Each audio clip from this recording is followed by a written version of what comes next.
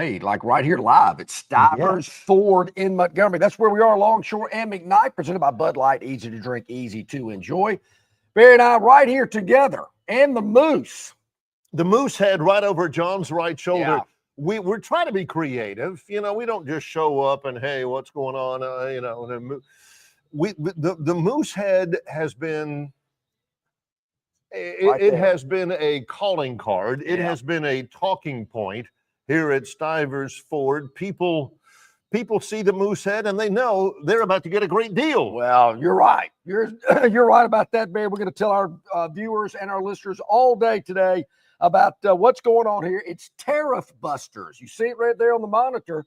Tariff Busters here at Stivers Ford in Montgomery. Incredible deals. America's best-selling truck for over 50 years. The F-150 is right here at Stivers. So many on the lot for you to choose from. Barry, that's what they pride themselves on. They actually pride themselves on a lot of things. Yeah. Price sells cars, incredible sales staff, but the inventory, the number of vehicles on the ground cannot be matched by any other dealership, I will say, in the state of Alabama, for that matter. They got monitors. They got TV screens all over the place up there.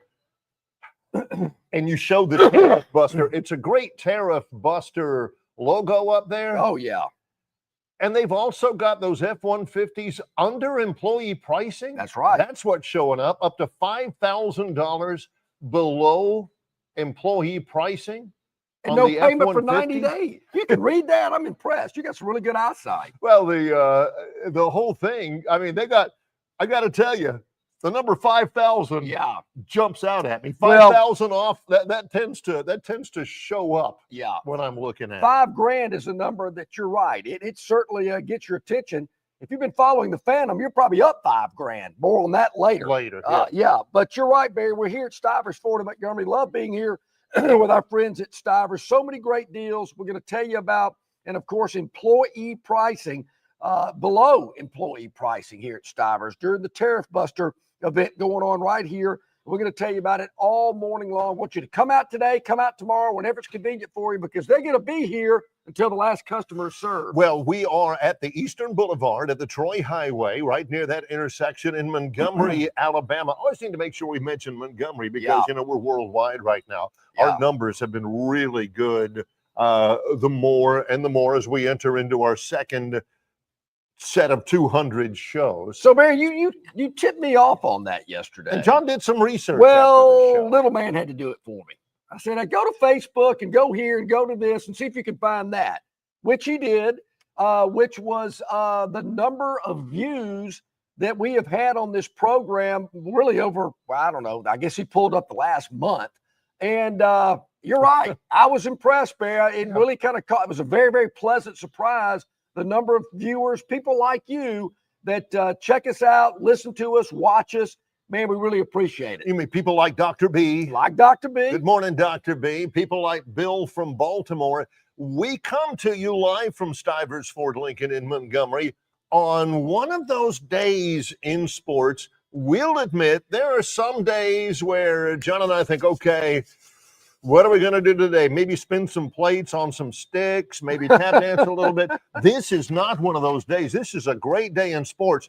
What can you do? Well, NBA Finals again tonight. It'll be Game 4. It'll be in Indianapolis. Pacers and the Thunder. Pacers up 2-1. Indiana wins this one. They are in good shape.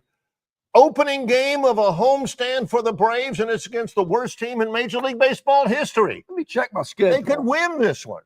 Tickets still available, I think. Tickets still available, no doubt. So you got that as well. This afternoon at 1 o'clock, Omaha, Nebraska. Oh, boy. You get underway with, I'm going to try to always remember because I like to be politically correct. I'm teasing. The Men's College World Series in Omaha.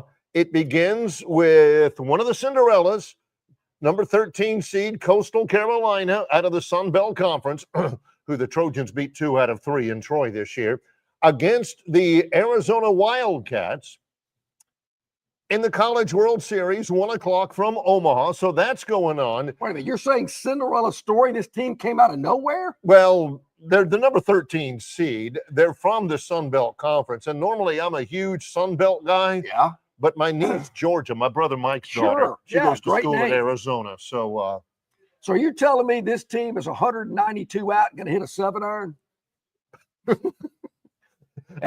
Charles Spackler did. It's in the hole. That is the first, actually, of 2 games today. Sweet. In the College World Series. Begins at 1 o'clock. At 6 o'clock, it's Louisville versus Oregon State. Whoa. Love that. Who was doing the scheduling here, Barry? What in the world are 2 SEC teams facing off against each other? They trying to eliminate one of these teams? Obviously so. That's tomorrow, LSU versus Arkansas. Come on. There's also Murray State versus UCLA. Those are the 8 teams in the College World Series. So that is going on. And also, I'm a little disappointed in my co-host here. A little disappointed in him because a really good story, and we're always into stories, a really good story is brewing at Oakmont. Yes. At the U.S. Open. Unheralded. Tears in their eyes, I guess. J.J. Spawn. Yes. J.J. Spawn. Never heard of him? Me neither. We looked it up. No relation to Warren, who played for the Braves many, many moons ago. Hey, I watched a little of J.J. Spawn yesterday. 4 under par. John watched him. I did not. 4 under par, leading the U.S. Open by a stroke over another guy I'd never heard of before, Thurston Lawrence. You kidding me? I like how he spells Thurston. With Thurston, I don't know, ahead of South African, I believe. Here's the deal. J.J. Spawn, great story. Boy, wouldn't it be something if Cinderella story coming out of nowhere wins the U.S. Open? John takes a look at the leaderboard and says, he'll shoot 84 today. You watch. Well, I did say that. Come on now. Yeah, so I'll tell you why I think that. And there's a couple of guys I watched yesterday. You watched him. Yeah, so I'll give you that credit. So J.J. Spawn made a mile worth of putts yesterday. Now, you got to do that. I'm talking about for par. 15-footers for par. I'm thinking, you don't want to have a lot of those in a round. He did. He got some fortunate bounces, hit some good shots along the way. Don't get me wrong, but this guy had to grind to shoot that 4 under yesterday. So I'm not so sure he's going to be able to do it again today. I don't know what the weather conditions are like at Oakmont today, but I just don't expect J.J. Spawn to go 4 under again today. Shoot 66 yesterday. Tees off later this morning, right before lunchtime. So I'm pulling for you, JJ. He is an American, but I just don't think he's going to be able to shoot that number again because he got some good breaks and made a ton of putts yesterday. I will say this. Our man Neil going with the Brooks Koepka card. I watched Koepka yesterday. Neil Armstrong, one of my great friends down in Troy, I think the world of that guy. He said, why ain't anybody talking about Brooks Koepka? He said that yesterday. That was our feature clip at Yellowhammer News and on all our social media yesterday, and it makes Neil look like a genius. It does. It really does. Neil, good job. Bruce is out on the course right now. Had the early tee time. He's even through 2, but I watched Koepka a little bit yesterday. You're right, Neil. He does have some big forearms, and he can chop it out of that rough. The rough is much more severe than I ever thought. After watching the tournament yesterday, even more than you had thought ahead of time. Oh, yeah. I mean, I saw JT go zigzag on a hole. I mean, he went from rough to rough to rough. And some of this stuff is brutal. I mean, they're going to have a hay baler to cut this stuff down when the tournament is over. JT, not a good day. Jordan Spieth kind of kept it going. I'll tell you another guy, Victor Hovland. I had him to win the Masters. If he wins this one, does that count? Half credit? Did not get off to a good start. He did not, Barry, but he did not rattle. He pulled off 3 birdies in a row. I think it was 9, 10, and 11, something like that. I mean, he was knocking the stick down. I mean, tap-in birdies. So watch out for Victor Hovland. Looks like he's got it dialed in a little bit. I didn't see much of Siwoo Kim or Sun Jae Im, both Koreans. No Siwoo nor Sun Jae? Yeah, I did not see a lot of them. They're right up there, 2 back. Ben Griffin sounds like a football player. Well, Siwoo Kim sounds like one of those things that you'd say like back at spring break outside, Spinnaker, watching the girls go by when you're in college. Yeah. No, that girl. See? Yeah. Well, that's a good one. Yeah, no doubt. So we'll see what they got going. Bud Colley, did he play at Alabama? I think Bud Colley did play at Alabama. He's even par and tied for 10th. Since we bring that up, okay, first of all, my buddy the Dwarf, Wally, who I thought also one of my great friends, he says, no Fleetwood love? Come on. All right. Where's Tommy? Tommy Fleetwood is tied for 61st at 4 over. Yeah, you go, Dwarf. Yeah. Tied for 61st. And since you bring up he's going to have a good day today, Dwarf. Don't count him out. Since you bring up Bud Colley. Yeah, I think he played at Alabama. Played at Alabama like 14 years ago. I'll bring this up. Tied with Scotty Scheffler. Yep. Tied with Xander Schauffele. Tied with, there was Ludwig Aberg at 2 over par. Ooh. 72 after one round of the U.S. Open. Auburn junior golfer Jackson Coyven. He plays at Auburn. Now, not former Auburn golfer like John Houston. Yeah. He is on the Auburn golf team. Jackson Coyven tied for 32nd at 2 over par. That same 2 over par is Jordan Smith, Scotty Scheffler, who's already on the course and is 1 under for the round. And I don't think JT's going to make the cut. 7 over or 6 over yesterday. He's already 1 over today through 2. I don't think Justin has recovered from a wedding he went to a couple of weeks ago up in Nashville. You said that same thing about Seve Ballesteros. Yeah. But you said that for years after Ballesteros went to that wedding. Yeah. It was his own. It was his own. It was not JT's own. It was a friend of his. It was actually his college roommate. Okay, well, got another question. Grew up here in Montgomery, actually. But he hadn't played well since that wedding reception. I'll just leave it there. I'll go ahead. I don't mind. I'm not the smartest man in the world or anything like that. I don't mind admitting something that I don't know. So I'll go ahead and ask John live here on the air. I swear I have no idea. I'm not leading into anything. What in the heck is an albatross? Albatross. Patrick Reed. This was all over social media. Patrick Reed, who's a jerk. Yep. Patrick Reed scores the first albatross at the U.S. Open since 2012. Is that like what the heck is that like if you is a albatross? 10? I mean, like quad is 4 and all these different ways to describe a number. I don't know. Could that be it? I do not know. I got to Google that. What is an albatross in golf? Can somebody help me with that? On the River Region Straw Chat line, let us know, because he got one. Now, I did not necessarily care enough about Patrick Reed to look it up or anything, but I do not know, Barry, an albatross in golf. I do not know that. That is. I'm glad. That is new to me. I thought I did know that. Hey, our River Region Straw Chat line is humming today. We appreciate it. See my man Dr. B, who joined us earlier today. Bill from Baltimore. You got a good topic. We're going to get into that as well. A little basketball news yesterday we're going to get into. Terrence, always ready to go early in the morning as well. Wally, he came in with the with the Fleetwood love. Tommy's going to have a good day today. A little advance. We've already talked about what a big day it is. College World Series, U.S. Open. Braves have a chance to win a game at home against a terrible team. The NBA Finals are going on. So many things happening. Also, I got a little giddy about this until I realized it was basketball. The ACC-SEC matchups in the ACC-SEC showdown in December have come out. You want me to get into this tangent now? No, we got to wait. That's called a tease. Yeah. We'll let you know. But I got excited about it thinking, hey, wait a minute, ACC, we're going to do that? But A, it's basketball, and B, even in basketball terms, it's underwhelming. Can these people at least get my input on it before they start scheduling these things? I mean, just as a courtesy, hey, what do you think about this? Yeah. Well, let me tell you this, folks. We're here at Stivers Ford in Montgomery, where price sells cars. The Tariff Buster sale is underway here, below employee pricing.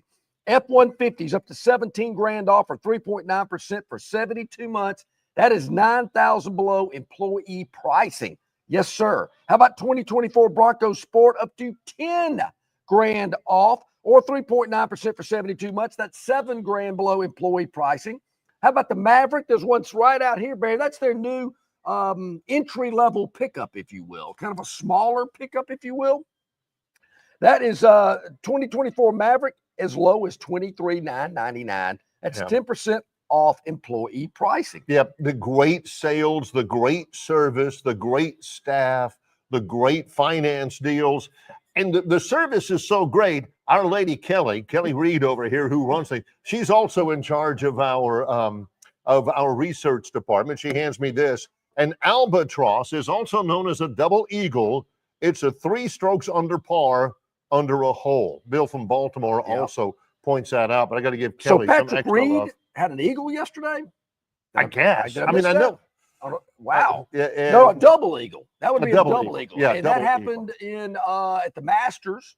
That's like a hole-in-one on a par 4 or getting down in 2 on a par 5, which John said there's a couple of extra par 5s or it's a par 70. You see a lot of major championships go into a par 70, particularly the Open, because par 5s are scoring opportunities for these pros. That's what you said. They'll make a par 5 into a longer par 4 to make things a little bit trickier in terms of scoring.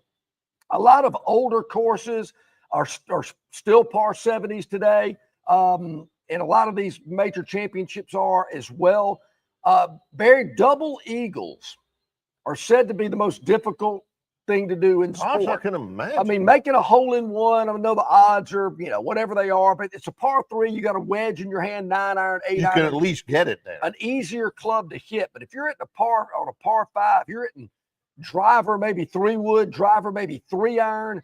That's a very difficult thing to do. I do have a friend of mine that made a double eagle once. I've only known one person to ever do it. Yeah. Well, we are glad you're along with us. We're here at Stivers Ford Lincoln, Eastern Boulevard at the Troy Highway, along with our producer, Gurn Jr. Left to right along your screen, it's the Moose, it's John Longshore, and it's Barry McKnight. In association with Yellowhammer News, it's Longshore and McKnight, presented by Bud Light.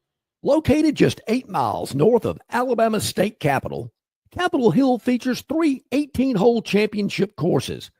With more than 1,500 acres of golf and nature, the pure magnitude of this facility is amazing and allows each course to be drastically different from the others. Capitol Hill also features an innovative 360-degree driving range, 400 yards in diameter. Capitol Hill offers a fully stocked pro shop with the latest equipment and apparel. Great food and beverages in the clubhouse can be enjoyed both before and after your round. Get your group together and hit the trail. Go to rtjgolf.com/Capitol Hill for tee times and more information. On the basketball court, the soccer pitch, or even the golf course, your crew brings their best not just for the win, but for that post-game celebration. When victory tastes like Michelob Ultra, it's worth every drop of sweat.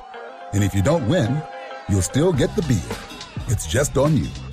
Superior is worth playing for. Michelob Ultra, 2.6 carbs, 95 calories. Superior light beer. Enjoy responsibly. Copyright 2025, Anheuser-Busch Michelob Ultra Light Beer, St. Louis, Missouri. Dixie Electric Plumbing and Air rallies for you. No matter the problem, Dixie will tackle it. Their licensed and trusted electricians, plumbers, air and garage door technicians are ready to win for you. From toilets to garbage disposals, circuit breakers to HVAC systems, Dixie never fumbles. Don't throw away your hard-earned money on second-string contracting companies. Score big with Dixie. After all, they are your biggest fan. Visit calldixie.com or dial them up locally at 262-2946.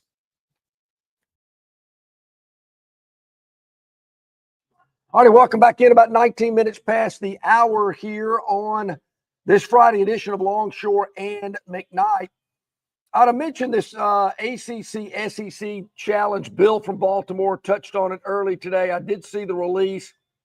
Barry, I have not seen who every team is playing. I'd even gone that far because I was so disappointed when I read who Auburn and Alabama are playing. Now, wait a minute. These two programs have had a lot of success lately, going to Final Fours, making some noise, winning conference championships, tournament titles, this type of stuff. And I'm thinking, okay, all right. So this just got Duke and North Carolina written all over it, similar to the past year. Again, it returns. The ACC, SEC men's and women's basketball challenges return. 32 games scheduled over the course of 3 days. That includes women's basketball too. Back-to-back days, Tuesday, December 2nd, Wednesday, December 3rd.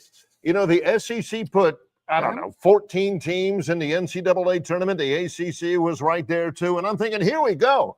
Auburn played in the Final Four last year. Alabama played in the Final Four the year before. Here we go. Here's what we got. Tuesday, December 2nd, North Carolina at Kentucky. Oh, go figure. Florida at Duke, the defending national champions against the Duke Blue Devils. I'll give them that. All right, I get that. Yeah. Tuesday, December the 2nd, nothing for Auburn and Alabama. It's the next day, Wednesday, December 3rd. All right, okay, give them their own day. Auburn hosting North Carolina State. Mark Gottfried still coaching them? No. North Carolina State. North Carolina State is that one school in the Power Four that's not a private school that everybody forgets. Oh, yeah, North Carolina State. Now, forgot about them. What can anybody tell us about North Carolina State? Jim Valvano led them to a national championship one year, and Phillip Rivers played there. That's about it. He did. And I remember North Carolina years ago, Barry, I do want to say there, I can't remember who the coach was for NC State in football. Alabama had a game there to play them. At fabled Carter Finley Stadium. Yes, and the coach would not let Alabama practice the Friday before the game on Saturday or have a walkthrough. Was it Dick Sheridan? Stallings went berserk. He couldn't believe the guy wouldn't let him go onto the field. In the manner of thinking of, who in the world do you think you are? Yes. You're North Carolina State. Correct. Trying to tell us what we can and can't do. That was the mindset of that. That's exactly all right. So now, anyway. I have heard some rumblings about NC State basketball maybe getting better. If they are, I'm not aware of it. Well, they made the Final Four 2 years ago. Oh, see, there with you that have 290-pound center. Oh, yeah. DeAndre Burns. Okay, North Carolina State at all. But Auburn's hosting. It's going to be at Neville Arena. Yeah. Alabama is. NC State, Bear. It's kind of like the two little brothers of that state are having to get together to play basketball. Well, I mean, give them somebody a little bit better. The smack talk would be more valid. The snarkiness would actually have a little more substance to it if Alabama was not hosting Clemson. Well, that's now Clemson, really good. They had a terrific year last year. They may have finished second in the ACC. If you say Alabama was really good last year. But Clemson and Alabama, will the world stop spinning on its axis if Auburn plays North Carolina or Alabama plays Duke? Would that just totally upend the manner of the way things are on our planet or something like that? Why? North Carolina at Kentucky. You've also... Here's a philosophical question. If Virginia Tech plays South Carolina, and there's nobody there to hear it, does that game even count? Virginia Tech at South Carolina. That's almost as blah as Mississippi State at Georgia Tech. Sorry, Bart. All right, so come on. Clemson, I've been there, done that, seen it. Didn't Alabama knock Clemson out of the tournament a couple of years ago in the Final 8? That's if they did, that proves John's point. I don't know. I don't remember. I think they did. I do know Clemson knocked Alabama out of the postseason in San Jose, California one time. Yeah, they did. Because John was there with his daughter, and there was an ob playing cornhole outside the stadium or something like that. What was that picture? I can't remember. Yeah, I'll dig that one up, Barry. I think I've got that in my photo album. Speaking of digging that up. Because I sent it to you and I said, this guy's lost. Let's see. Speaking of that, Dr. B, love that guy. Yeah. Dr. B said, he's got a blast from the past for us from way back when. And he sent us this. This is Longshore and McKnight, Dr. B, and the lovely and talented Mrs. Dr. That's B right. from back in the day. That is exactly right. And unfortunately, Barry, I had some hair back then. Or no, it was darker. You can tell I've kind of see if we can get that going on there. Yeah, put that up on the screen. I thought I had it on the screen. We'll get that worked out. We'll get that worked out. That's not a problem. But there it is. There it is. What year do you think that was, Barry? 2008, something like that. The only thing that makes it hard for us to figure out is Mrs. Dr. B looks the same now as she did. She does. Whatever, 12 so years does ago, Dr. B. I saw Dr. B about a month ago. Yeah, there you go. But Barry, obviously, huge crowd for John and Barry night. Look at the crowd back there by the first base. Is that the third base line? Yeah, because we were in a suite on the first base line. What a crowd for John and Barry night. That was awesome. Dr. B says he wants us to bring that back. I don't know. We had some difficulties with some of our patrons. Yeah, some of our female party guests. Yeah, we can't really name any names because they're no longer with us anymore. But I think I love the biscuits and everything. Yeah. But I think we were riding the ragged edge of being invited. Terrence, you picked up on that jab, huh? I wouldn't say that was a jab. That was just a little funsy needle. Just here's the mistake we made. Probably the last John and Barry night. We had multiple John and Barry nights. For some reason, we thought it was a good idea. Hey, guys, we got to go. We got to get up early in the morning for the show. But if y'all want to stick around, enjoy yourself to, cookies and milk or whatever it was. Yeah, cookies and punch. Don't be shy. Don't be shy. Helping yourself to some cookies and punch. Well, I understand the bar tab got a little out of whack. They stayed a little. I think the cleaning staff, the security personnel were trying to lock the stadium up, and we couldn't get them out of the suite. So we learned not to do that again. Yeah. That was not a good idea. Yeah, there was like 1 o'clock in the morning and people were complaining outside because somebody was singing Friends in Low Places too loud up there in the suite. A bunch. I don't know. It could have worked out better. Well, and we also had a party guest, God rest her soul. Actually, 2 of them. They both passed away. It's Tammy and Charles from Reeltown were both in the box with us.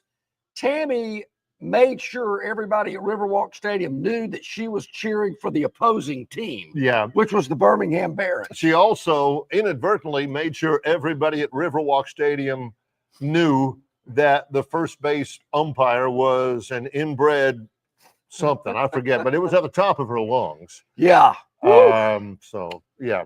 Wouldn't mind it, Dr. B. That was a wonderful time. Yes, got to spend some time with the Dr. B family, but we might have not against it. No. Might have to. What's the that word was I'm like looking that time for? whenever we had the sports radio visit to the old Turner Field. Oh boy. Yeah. It wasn't necessarily Turner Field, it was the bus. No, it was Fulton County Stadium. Was it that far? Yes. No. Yes, it was Fulton County. I can remember where we were sitting. That was a one and done. We took a bus trip to a Braves game. I couldn't tell you who they played, Barry. I couldn't might either. remember. No.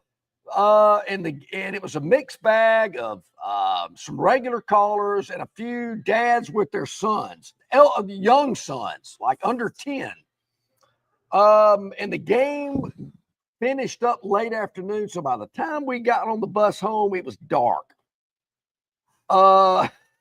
Let's just say the beer prices must have been cheap at that game. Yeah.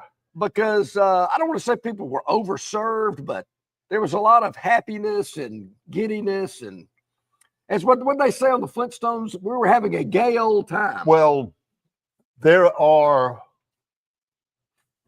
is nuclear waste down at Farley that was not as noxious as the restroom in the back of the bus. Oh yeah. So I mean, I've got friends who work at that nuclear waste plant, and they would have probably welcomed that instead of that was what the bus done. company had to deal with in the back of that bus in the porta potty. I had lunch at down the street the other day. Go in there. Ran into Gail, and that subject came up. Gail was on that bus trip. Can we please live that down? She provided the food for us. Will that ever die? Oh, that was urban legend. Yeah, that was early in the long history of Longshore and McKnight. Which almost ended that night. It almost by the way. did. Yeah, that was almost it. I mean, even when the bus driver is saying something to you, which is rare because they've seen it all. No, I mean, you see that. You honestly do see that. When I was a kid, I rode the bus, and he'd say, y'all don't make me stop this bus. Yeah. Which is fine. I was in third grade. When you got a bunch of grown people up there, and the bus driver turns around and says, "Don't make me stop this bus," to a 53-year-old guy. Yeah. It's a little bit of a different vibe. It is a little bit of a different vibe. What's not different is the incredible deals you'll get here at Stivers Ford in Montgomery. The vibe is great. Yep. An incredible inventory. Their sales staff, incredibly knowledgeable. They're here to work with you to get you the absolute best deal for the vehicle that you want. Let's stop dreaming. Let's make it a reality here at Stivers during the Tariff Buster sale event going on below employee pricing. If you would like to say it, if they don't have the vehicle you want on the lot right now, then they don't make it, because they've got more vehicles on the lot for you to come check out today, tomorrow, whenever it is most convenient for you. We have a late guest entry today, Barry. At the top of the next hour, I understand the mayor is going to join us here on the program to give us a little update about what's going on in and around our community. At the bottom of the next hour, Will Fisher from Capitol Hill on the RTJ Trail. I'm going to see what he thinks about JJ Spawn. Well, let me ask you what you think about this as we go to break. Yep. Gurn from Greenville. In lieu of John and Barry night with the biscuits, rumor has it management is looking at Longshore and McKnight night at Bama Lanes. Yeah. Stay tuned. I'm all over. Only if Big C will show up. Yeah, and John says only if there's an AUB limit. So wait a minute. Can you still smoke in a bowling alley? Because I can't imagine people bowling without being able to smoke. I don't know. I hadn't been to a bowling alley. So you run your hand over that little blower, you cock it up. Yeah. Before you put your fingers in your bowling ball, you flick it out. Yeah. Then here we go. I just classy. I know there's a lot of beer at bowling alleys, which is fine. Don't have a problem with that. We got a sponsor product that we can certainly get you and let you enjoy. But I just wondered about that because it seems like it's like a casino. You walk into a casino, there's gonna be somebody in there smoking. Not somebody, a lot of people actually. But bowling is another entertainment venue that I'm about to walk into a bowling alley just to find out. But that'd be nice. There's probably some people that want to go bowling at night just because that's about the only place now they can smoke out in public. Yeah, I think you're right. We are at Stivers Ford Lincoln, Eastern Boulevard at the Troy Highway. He's John Longshore. I'm Barry McKnight. In association with Yellowhammer News, it's Longshore and McKnight, presented by Bud Light. You're not buying sticks, stems, and pine cones. You're buying premium long-diddle pine straw from River Region Straw. Kenny and his staff have access to the best pine straw in the River region, full of color that will last all season long. Kenny has locations in Montgomery, Prattville, and Auburn, and no order is too big or too small, from a few bales to an 18-wheeler trailer load. Pickup is available, or your order can be delivered. They can even spread your pine straw if you like. So call or text Kenny today, 669-5959. That's 669-5959 for all of your pine straw needs. The Bush Guide, cold and smooth survival skills. For a successful stint in the great outdoors, pack accordingly. Place heavy essentials near your spine for stability in rough terrain, with light items near the bottom. Now, you may be wondering, where does the bush light go? In your stomach. Head for the mountains. Enjoy responsibly. Copyright 2023 Anheuser-Busch Busch Light Beer, St. Louis, Missouri. Phoenix Physical Therapy is ready to help patients recover, recharge, and rise. They develop a customized therapy plan for each patient to get them back to enjoying their favorite activities. Their experienced team is committed to providing exceptional care in a professional environment. Whether you're looking to prevent or treat an injury, recover from a recent illness, or recuperate from surgery, schedule an appointment with our clinic and take advantage of our physical therapy, athletic training, workers' comp, and employer solutions service. Experience elevated physical therapy today. Call Phoenix Physical Therapy at 239-9316. That's 239-9316.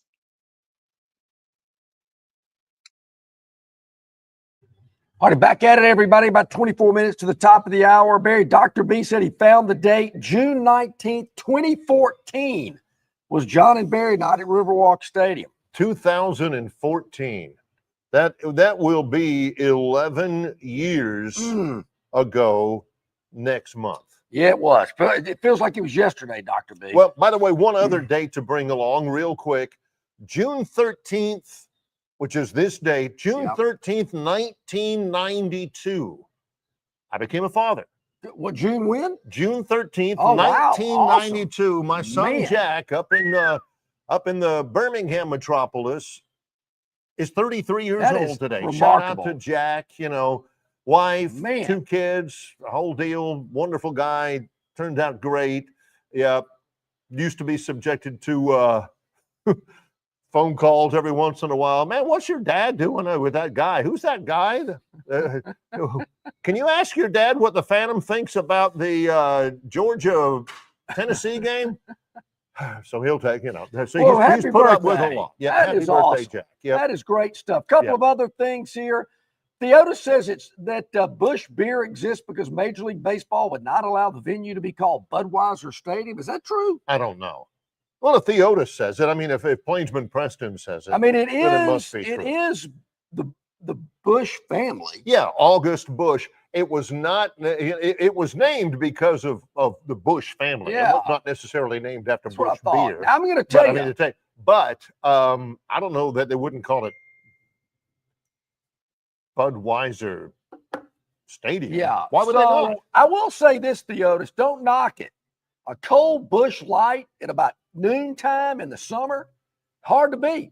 I'm telling you, I'm a big Busch Light guy. I like it in the bottle rather than the can. I'll drink it both ways, but a Busch Light in a bottle, down in Dothan, Barry, they call them bluegills. Busch Light is extremely popular in Dothan. My Budweiser people tell me per capita, Houston County sells more Busch Light than any other county in America. We were in Dothan I think it was, when was it, D? It was Sunday? Yeah.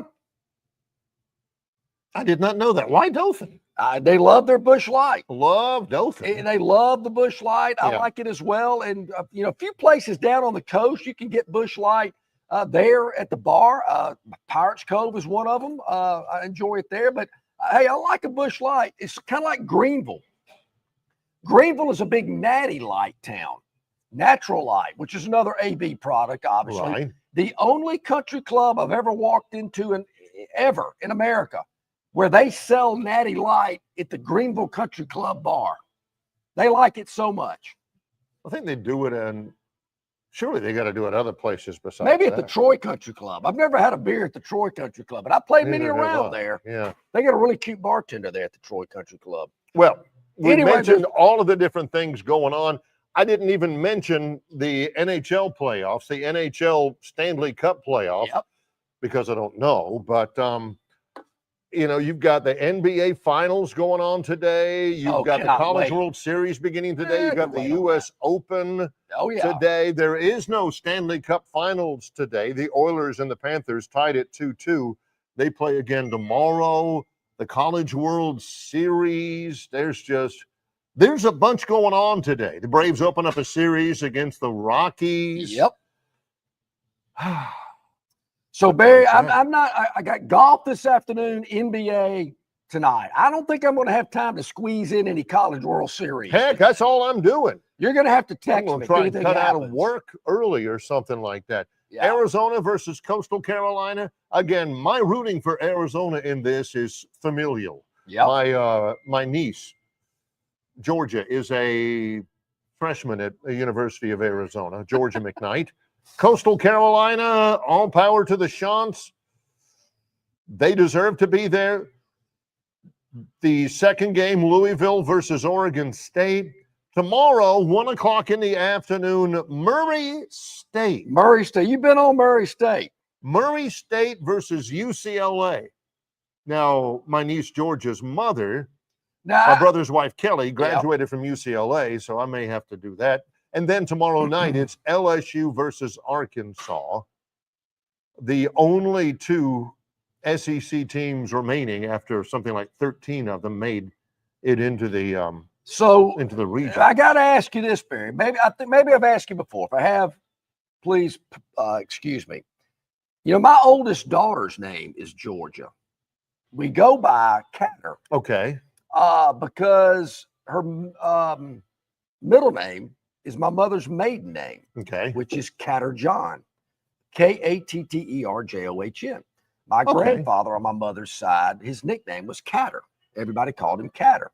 So I thought, you know, that'd be an interesting name for one of my children. Because as I grew up, I couldn't stand calling somebody on an old landline phone. Remember what those were? And you call somebody up and the people would answer, go, hey, this is John. They'd go, John who? Because John was such a common name. Yeah.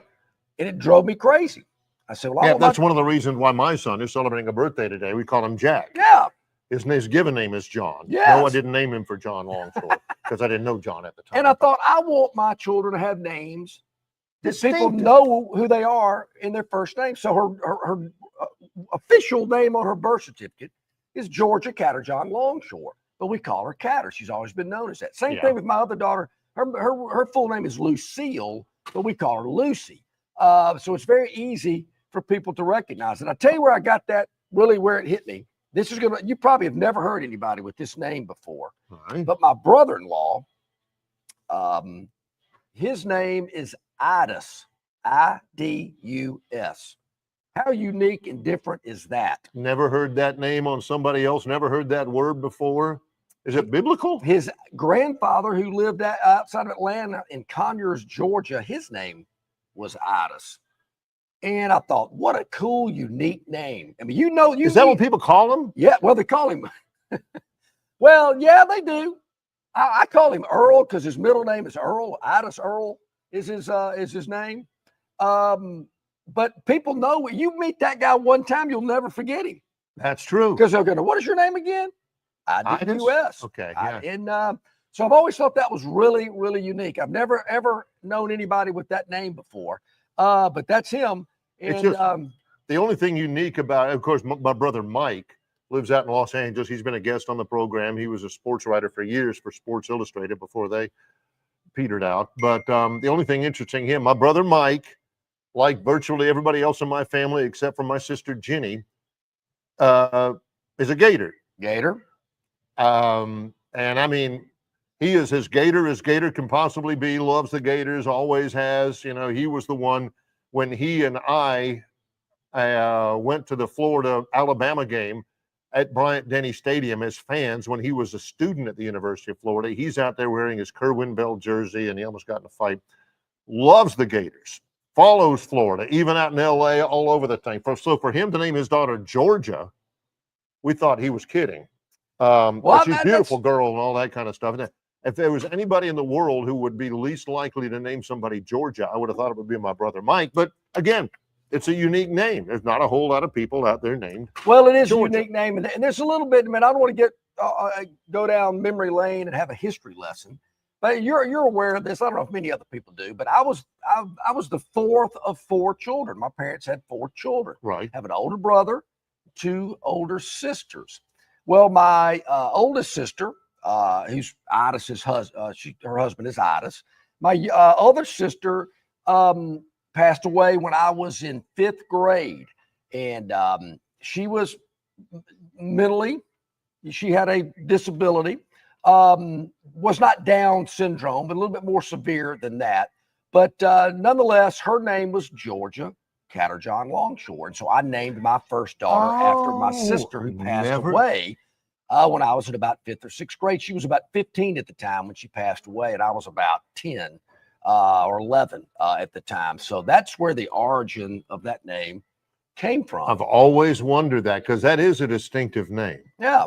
So a little hit, there you little walk down memory lane today. Yes, it would have been one of those stories that would have been, I don't know, maybe chapter 5 of the Longshore and McKnight book that he and I were contracted for that one time way before 2014 that I wrote, I think 3 chapters worth. Yeah. John wrote, I think 3 words worth. Yeah, I had a writer's block. The words that he wrote included June 13th, 2007. And that was about as far as he got on. Yeah, and I've still got that script. Barry, I went through the, I was getting my. I mean, they gave us an advance and everything like that. John said, great, all right. And I said, man, I'm on it. Yeah. Wrote 3 chapters in about a week. I got. John said, I think that's when I was going back to school. So I was writing a lot of papers and stuff like that. So I kind of got, I don't know. I was just kind of, there's too much on my plate. I think that was the deal. Yeah. Bill from Baltimore. Bill, I have to address this. We talked about the SEC ACC challenge. Now, really, Bill, he says if Auburn was playing Clemson, John would be going on and on about not changing it up even in basketball. The Bill. How many times have I said, and this is mainly football, but I'm going to use this in the basketball deal as well. Auburn's played Clemson enough. It's time to move on. Don't put Clemson on the schedule again. Same with Georgia Tech, same with Florida State. Auburn went through a period where those are the only non-conference schools they'd ever play. Drove me crazy. Hang on. I'm saying broaden yourself. What'd they do? Got Southern Cal on the schedule. Played Syracuse. Does Cal count? Yeah, because they're not, I mean, you don't want to play Cal every year, but expose yourself to other parts of the country. Yeah. Get out of your region. John was at the forefront Yes. of all of that. And you look back at some of the old ones. Kylie, let's look back like 2017, which was a very good year for Auburn football. 2017 at Clemson, which was the one of only 2 games they lost that year in the regular season. The game was at Clemson? At Clemson in week 2. Auburn's non-conference schedule in 2017, Georgia Southern. Loser. At Clemson. Home against Mercer. Ugh. And I remember that one because Auburn won that game against Mercer 24-10. Oh, I do remember that. Yeah. I do. And then ULM late in the year before so Barry, the if win I'm not against mistaken, Alabama. I'm doing this on the fly. If I'm not mistaken, the Auburn Clemson series was a 3-game deal with one of the games in Atlanta. Yes. They played in Clemson, in Auburn, and in Atlanta. Don't do that anymore. John Cohen, you're smart enough not to schedule Clemson. Now, they're pretty good, but you don't get anything playing Clemson. Pretty good. You played them enough. That's a national championship program. And Barry, I know some people out there are going to do it. I am not. I think it's kind of a cheap shot, so other people can do it. But I'm not John's about against to say taking cheap shots. I'm not about to say it's. Hey, look, Auburn. It's like playing yourself. Why would you play Clemson? Some people will say that. I'm not. I just think you need to move on and get out of your region. Same with Florida State. I don't know the last time they played Florida State, but they went through a little run with Florida State. Here's the Georgia deal. Tech. The 2 favorite quotes in John Longshore's history, one of them was from Beano Cook. Yeah. When the hostages were released from Iran and they got lifetime passes to Major League Baseball games. And Bino said, haven't they suffered enough? That might be the best quote of all time. Number 2 was from Louis Grizzard when he said, all Clemson is Auburn with a lake. That's a good one. John's right. His memory is correct. 2010, Auburn beat Clemson at Jordan-Hare, 27-24. That was the national championship year. Yeah. The next year, they played at Clemson. I think Barrett Trotter was the quarterback. I believe so. Clemson won that one by 14. And then the next year, 2012, Clemson 26, Auburn 19. Move on. In Atlanta. Yeah, enough of Clemson. I don't know what the Florida State series is like, but it seems like it's, I know Florida State beat them for the Natty a couple of years ago. Just in case you're wondering, Auburn never lost to Clemson in like 40 years. Yeah. But now they've lost 4 in a row to the Clemson. Well, side. maybe it's makeup time. Who knows? But That's what the schedulers are saying. John says, don't fall into that trap. Don't do it. Who cares? Broaden, get out. Now, I got to tell you, Barry, this opener at Baylor, my thought is, was there not anybody else out there any better? See, that's the thing he falls into. Broaden yourself. Get yourself a blue blood. Get you some. According to John, they ain't but about 4 of them. Notre Dame, Ohio State, USC, and okay. But here's my deal. Those are the only. Anybody other than that, he's saying they played Penn State home and away recently. Penn State. They played Southern Cal. That was a while back, but they did play them in LA and in Auburn. That was the Matt Leinart years. I want to say when Coach Dye was there, they played Nebraska home and away. That was early. I know they played Texas home and away. Yeah, I remember because I covered one of those. The Syracuse, and I could do, Syracuse. He wants to go to the Carrier Dome. They do have Miami on the schedule coming up, which I think could be a really exciting game. Well, UCLA dropped Auburn, which I thought was a shame. I mean, come on, UCLA. What are you doing there? So, yeah. I think there could be a lot of shuffling, as a matter of fact, Barry, depending on what happens with conference scheduling, playoffs, things like that. We'll see. But I'm just not I'm not in favor of the Clemson thing. Well, I'm not in favor. We'll take a break. When we come back, a little more from Stivers Ford Lincoln on the Eastern Boulevard of the Troy Highway in association with Yellowhammer News. It's Longshore and McKnight, presented by Bud Light. Hey, Marianne from Marguerite's Exquisite Jewelry joining us here today. And June is really a fun time out at Marguerite's, Marianne. The birthstone, I believe, is pearls, and I know you've got a lot of pearls. Yes, we got them right here. So exciting. Lots of pearls. It's Pearl Month. Yes. It is Pearl Month, and Marguerite's has plenty of pearls for you to check out. Also, June's a big month for weddings. It's so wedding gifts, birth gift, push presents, I know are very popular as well. Tell us about some of those great ideas. Sure. Well, guys, just so you're not caught off guard, there are certain expectations these days, or maybe not expectations. That sounds bad. But the person you love would definitely appreciate a gift for certain occasions, like a wedding gift, the wedding band, the engagement ring. Those are great, but just a little something that her maid of honor can hand her, and so she can unwrap it. It's a big picture situation. Write a sweet little letter, but we have those great gifts at Marguerite's, wedding day gifts. And ladies, if you're listening, we have great watches and cufflinks for guys too. But guys, come in, think about it. Great classic gifts, something that they can remember from their wedding day. Diamond studs, a tennis bracelet, pearl earrings, pearl studs, those types of things. Just really great gifts, as well as push presents, which if your wife goes into labor or granddads to be, if your daughter does, it's just a sweet gift to commemorate maybe their initial or their birthstone. We can help you. We have lots of great options in stock. And of course, we always can make it for you if you have something special in mind. You know, that's a great point, Marianne. Lots of great options. And Marianne just laid them all out there for you, folks. There are so many great jewelry items, so many great gift items for you to check out there at Marguerite's Exquisite Jewelry. Let our viewers and listeners know, Marianne, where are you located there on Vaughn Road? Sure. We're at 8163 Vaughn Road in the Pepper Tree Shopping Center. We're open 7 days a week. We are open 10 to 5:30 Monday through Friday, 10 to 5 on Saturday, and noon to 5 on Sunday. It's a big month out at Marguerite's in June, so go by and see Marianne and all the staff at Marguerite's Exquisite Jewelry. Hey, Marianne, thank you so much. Thanks.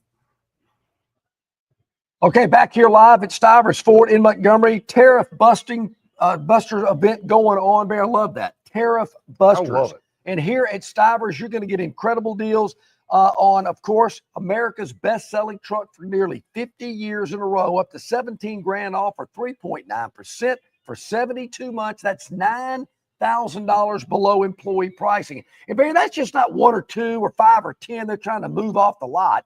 That's every one of the 2024 F-150 still here.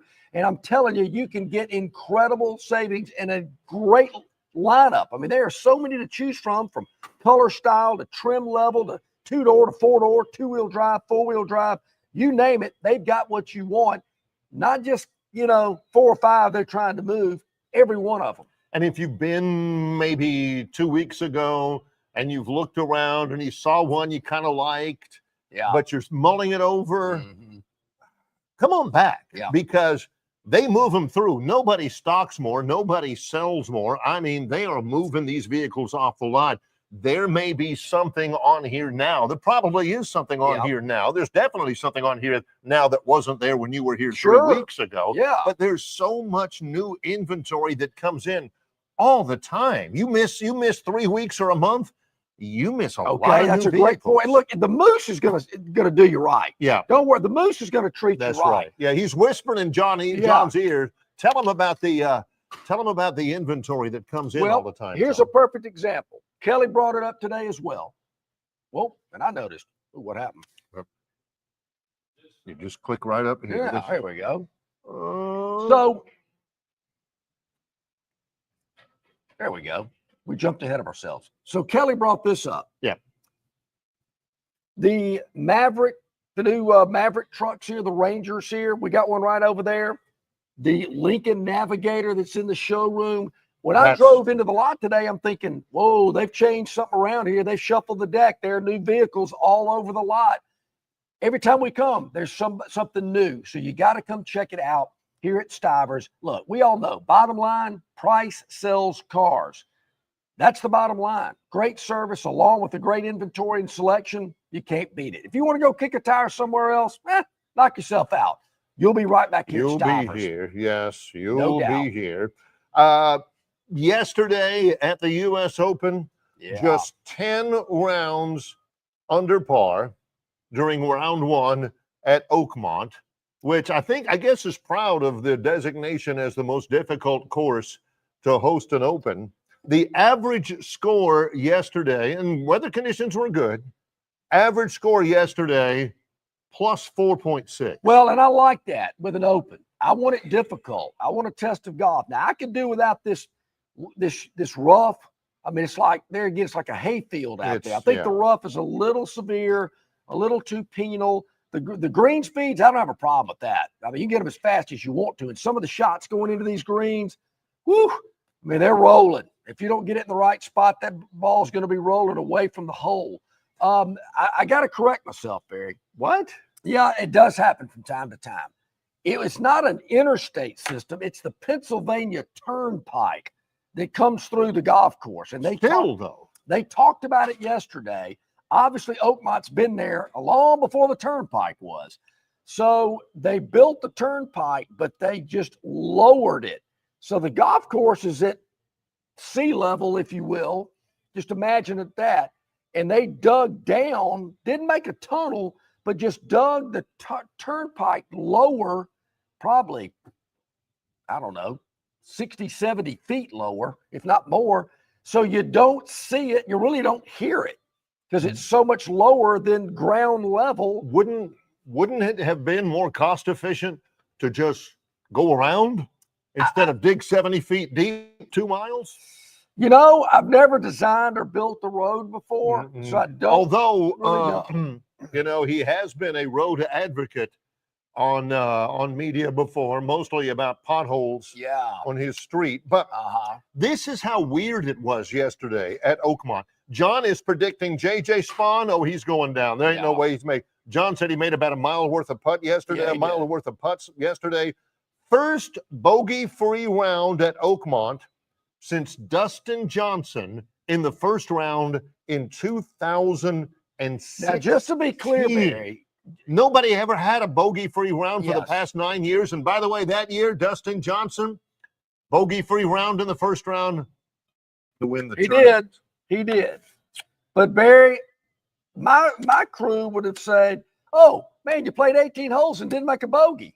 So how many double bogeys did you make?" Point of order. Yeah, so he didn't make any double bogeys either. So that's remarkable to be able to go 18 holes at Oakmont and not make a bogey or worse. That's pretty remarkable. Well, the albatross, the 3 under for Patrick Reed, I asked about. Didn't know what an albatross was. A par 5 fourth hole yesterday. His 286-yard second shot found the cup. Found the cup from 286. Did he hit a driver off the deck? I don't know. Not. But also, Oakmont, their number 3 at Oakmont is a par 4. Yep.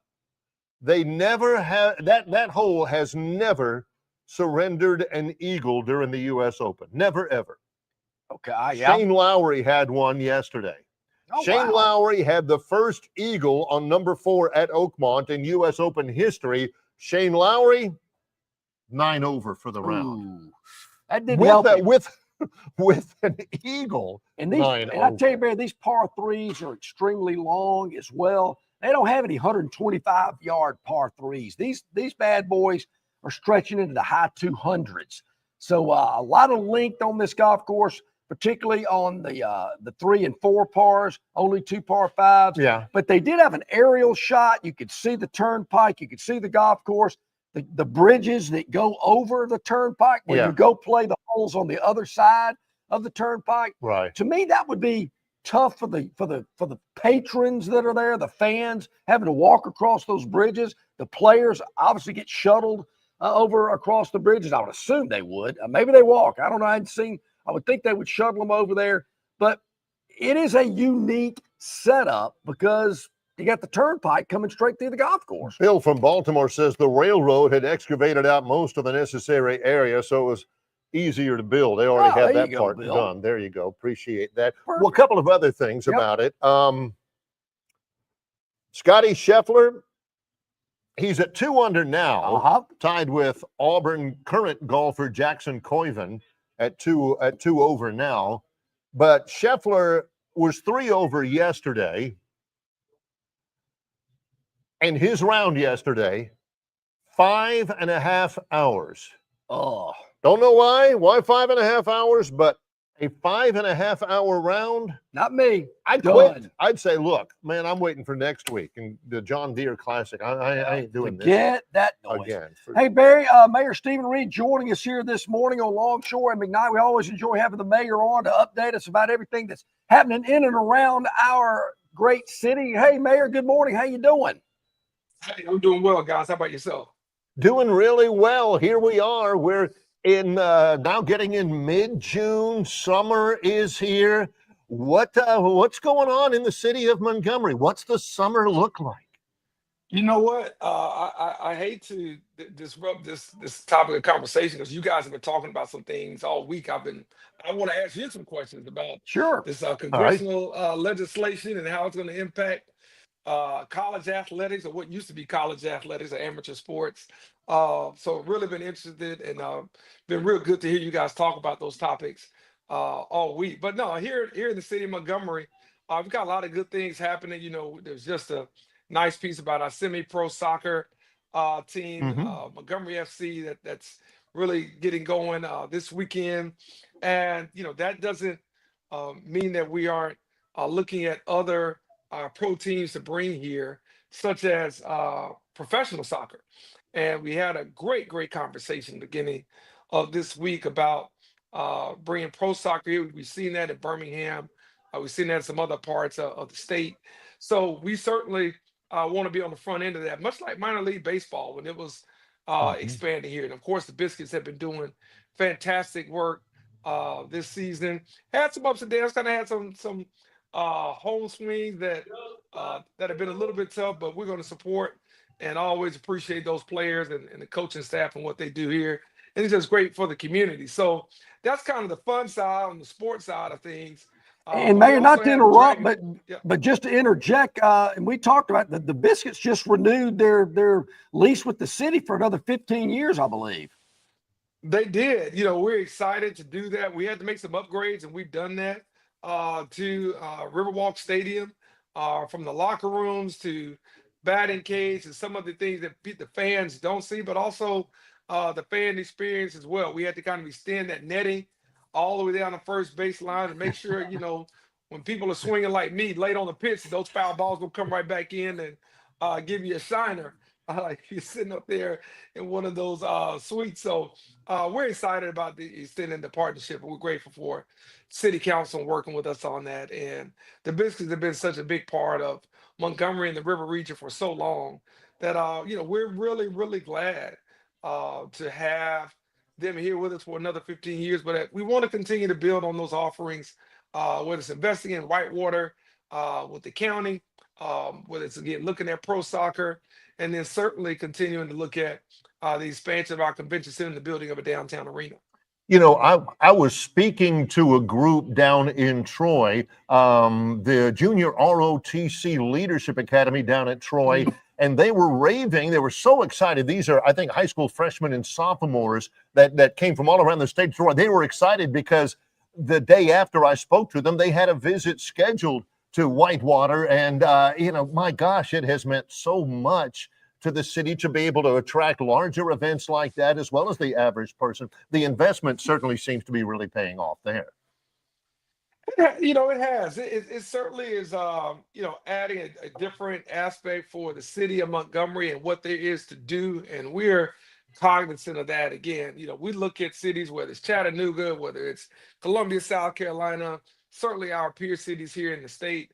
And we kind of see what other cities are doing, what other communities are doing. When doctors tell us they're going somewhere else, or when an engineer or a teacher, someone, I like to ask why.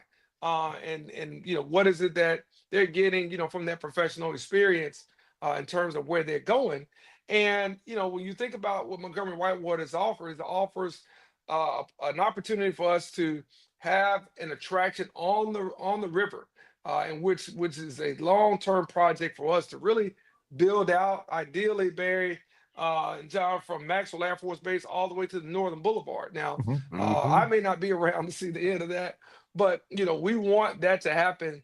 Well, hopefully I'm around. I just won't be in office. So we want that to happen, because we really think having the river coming through our downtown has been an underutilized asset. So Whitewater helps bring people to this space for whitewater rafting. But now in phase 2, you'll have the trails, you have the zip lines and all those things right along the river, which will help us in phase 3 and what we want to continue to build there for people who enjoy the outdoors, who enjoy recreational trails, and who enjoy really the great weather that we have around the city. We've talked with you so many times, and we're always grateful that you are always so transparent and so accessible to us. Many of the times we've talked to you, you've always spoken with pride about your commitment and the city's commitment towards the infrastructure, especially for our young people, the community centers. You've always talked about how important those are, and continuing to need the city's attention and city resources there. Summertime is a good illustration of just how important that investment in those community centers are for young people. Am I right, Mayor? No question about that, Barry. We know that during the summer, not everybody can send their kid away to camp. I'm still trying to send mine away to camp. So I haven't been as successful as I'd like. So we know that we have to provide some opportunities for young people, that don't have necessarily a membership to the Y, or who may not be able to go and do some things where they can be constructive with their time and their energy. And I think putting tens of millions of dollars into our community centers to revamp them in phase one of what will be a 3-phase project development as well is something that we really want to see happen, whether that's swimming, whether that's through esports, whether that's now even through bringing on financial literacy classes, health and wellness, martial arts, all the type of things that we want to expose young people to. And now we're working on something that we hope to have hopefully before the end of this month, which is, just introductory AI classes and symposiums for young people who, sure, they may kind of know how to use Chat GPT, but we want to use it in a productive way. Not to do that term paper, that homework assignment that they're having to do on the way to school. Not implicating myself that I used to have to do some of that stuff. We didn't have Chat GPT, John Longshore. No, we did not. No, that would have been a totally different thing. But we want to expose them to how this technology is changing things and how to get them ready for this new world that we're all in. So the community centers are not the community centers that I remember and that John remembers. They're going to be different, but with that same, what I'll call tough love and discipline, that you want to. We want to teach them some lessons very beyond just the fun, teaching about character and leadership. And I believe that we've had a great start under Parks and Recreation Director Brandon Dean and his entire staff at Montgomery Parks and Recreation Department. Mayor, let's talk a little bit about the crime numbers. That's always on people's minds. Yeah. I understand that the city, the county, the state certainly been working together. We've talked with you about that. What kind of updates can you give us? John, the statistics, are going to probably surprise people in the sense that we're down statistically across the board tremendously, almost 19% in non-fatal shootings. We're down 9%. We'd love for this number to be higher in terms of homicides. We'd love to be down 30%. We're down, about 27% in overall violent crime, 26%, I think 26.6 or something like that, in overall violent crime. So we're down. But man, I just got some text this morning. Everything that happens, I get a text message about, and then I'll get a call from the chief as well.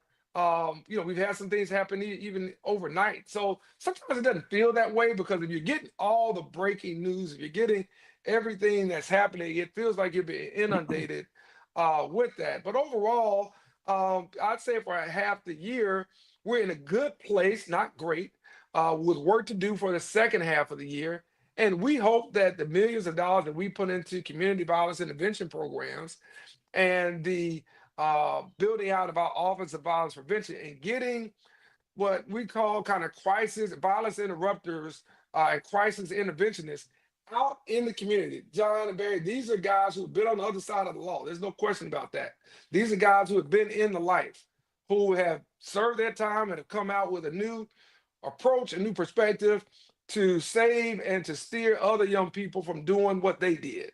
And they can go in places and spaces that I can't go. They can go in places and spaces that the sheriff can't go, that the police chief can't go, because they can have that conversation with some young people about, hey, don't throw your life away over a few dollars or over a dispute over here when there are tremendous opportunities for you to get a certification to go into a trade or to learn a skill or to go into the military or to go to a 2-year college. These are guys that can have, John, kind of those locker room talks that, you don't want the camera crew necessarily to hear. And they can talk to them and look them right in the eye about some things that they've done with a level of credibility and a level of intentionality that really gets some of these young men's attention. And that's what we hope, as we have now done the training, that these departments and these programs will now get out. We've seen it work in cities around the country. And again, it's not for the faint of heart. It's not for the Sunday school teacher. Sure. It is. It's for those who really understand what's happening on some streets in some neighborhoods with some people, but they aren't afraid to look them in the eye, and they aren't afraid to speak to them in a language that they really understand, from someone who has shared their path and someone who not only regrets it, but someone who's trying to correct other people from making those same mistakes. So we hope the second half of this year, and we pray the second half of this year, shows even better results statistically, because the stats are there, but we certainly understand if the vibe and the feeling isn't there as much as we'd like for it to be. In terms of the number of police officers you have, you see those numbers increasing in the future? Yeah, man. Thanks for that question. We do. A lot of I guess misinformation about that. We are seeing our classes increase thanks to the increased incentives. We're starting folks about $55,000. I think Hoover, somebody just jumped us to about 57,000. So we'll come back and try to be number one in the state. But we're starting them out at in the mid 50s. So we have seen our classes grow. But we also brought back, thanks to Chief Grayboy's his initiative, the early enrollment program. So now what we the early officer program, and so now we have people who, as they're going through training, they're helping us with paperwork. They're helping us, with filings and cases. They're helping us kind of reopen some initiatives. So that allows some of our senior officers to get back to really where we want them to be. That is on the front line, whether it's on the streets or identifying those 10 to 15 most wanted, and really working with our state, federal partners and partners over at the county and the sheriff's office to pull them off the street and find them where they are and disrupt some things on the front end. So from the standpoint of, the candidates that are coming in that aren't quite ready, those numbers are increasing, as well as we're seeing our classes of applicants increase. And that for us tells us that the pipeline is getting stronger and it's getting better, because, hey, people are getting the word out that if you want a good career in law enforcement, and Barry, I know you have a son that serves as a first responder. It's important. It's a calling, and it's not just for anybody. And we turn some people away if you think it's just for a paycheck. That's not what we're looking for. But we are getting good support, if not great support, from throughout the community about, hey, take a look at this career. And just earlier this week, I met with some faith leaders, and I had a real discussion, about how we protect and serve our community. And I told them that means having some people from the community who know the community, wearing that badge and being able to go back to those same neighborhoods that they grew up on, talking to some of those same guys about, hey, this isn't what we want our neighborhood to be. This is what we want our city to be. And I asked them to send us some folks, and I think some people in church may see a Sunday announcement coming up, because they were pretty fired up after that conversation. And that's what it's going to take for us to get back to the ideal numbers that we have. And if I can say one last thing, John, on that topic, one of the things that we're seeing nationally is still a shortage in people, choosing law enforcement as a career. And we know some of the challenges there nationally. I serve on several national committees regarding public safety. So I get a chance to hear mayors from coast to coast for big cities and large cities. One of the things that we'll be pushing for in this year's budget, which starts, budget hearings will start next month here in Montgomery, is we'll be pushing for a 5-fold increase in technology and cameras. So you're going to see a lot more cameras going up around the city. You're going to see a lot more drone technology being utilized. And that has been used as a force multiplier in cities as large as New York and Houston to cities like Tuscaloosa. So that's one thing that we're playing catch up on, because it allows us to have eyes in the sky and allows us to be in places and spaces a lot quicker than it would be if we're just relying on that black and white to get there. So we're going to continue to use technology as well as increase those packages for those who choose a career in law enforcement to come to Montgomery Police Department and really help us make this a safer city for all of us. Montgomery Mayor Stephen Reed, a lot of people know of your background as a collegiate student athlete. You played when you were in college. Are you one of the old guard who kind of, laments the passing of the the playing the game because of the love of the game, or do you think some of these latest rule changes and house settlements are really overdue? Oh man, I guess not to be political, but I guess it's a little bit of both. I'm gonna. That's fair. I certainly miss the nostalgia of playing for good old State U, and good old alma mater U, just playing for the love of the game. But hey, I remember the early '90s on signing day. Uh, let's just say athletes around here who didn't have a car the day before having some real nice cars come that Tuesday in February. I can remember 2 or 3 cases specifically. I won't call any names of any players or any colleges, but let's just say we don't have to go outside the state to figure out which ones. And listen, so the money in the hat has been passed, and certainly it's gotten larger as the revenue has gotten larger.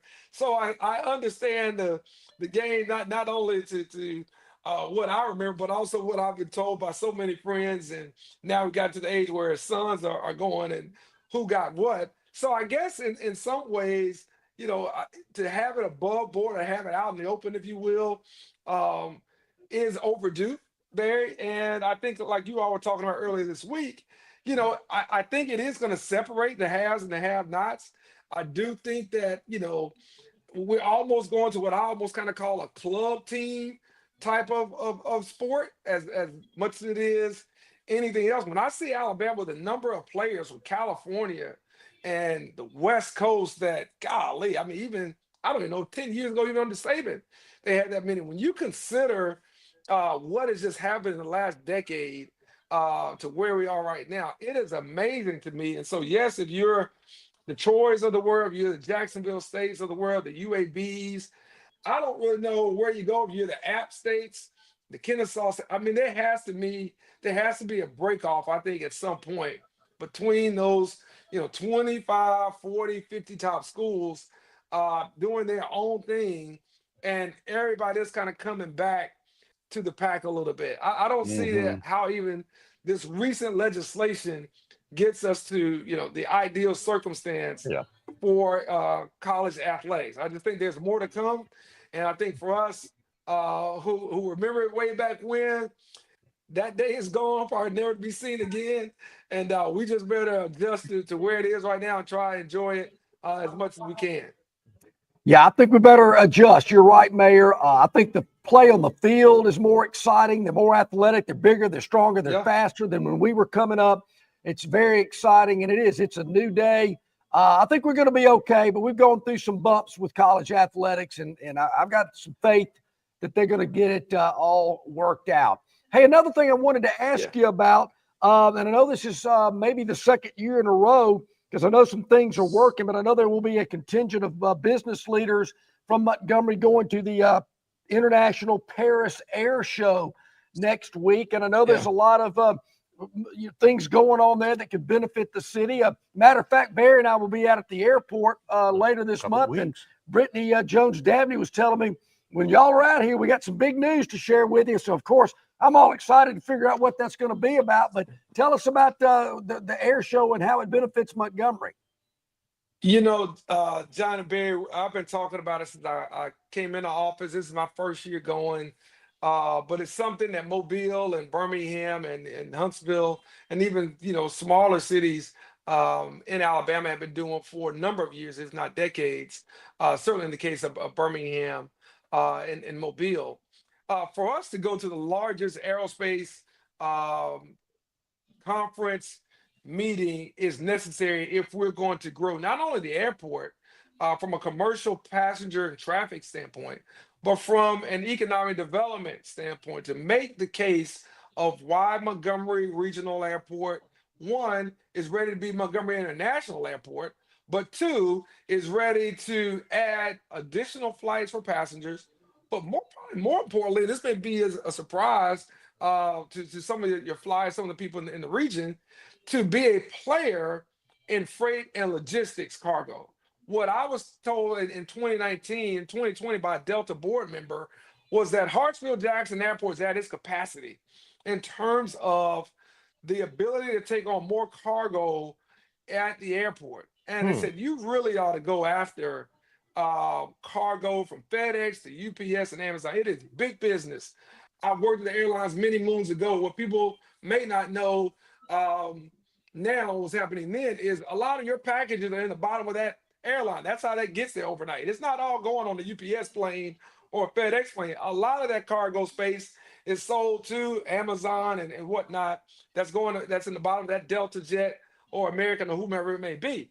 So for us to kind of move into this economy, where so many people now are shipping things for retail, it has created an immense level of demand on airports and on space. So with Atlanta being just about a 26-minute flight from Montgomery, and certainly being just a 2.5 hour or so drive from the airport, the play for us is to really leverage our location to Atlanta, but also to the inland port and what we just opened and the railway that we have going down to the port of Mobile, to bring everything from car parts to medical supplies to heavy equipment to leverage that. But you've got to have the logistics hub and the freight space to do it. And guess where we have hundreds of acres of land right now? That's Montgomery Regional Airport. So for us, it's a play to let people know what the opportunity is and to build a relationship. Some people have said, well, you aren't there yet. But what we have learned is you have to prepare now for what you want to be in 3 to 5, 10 years.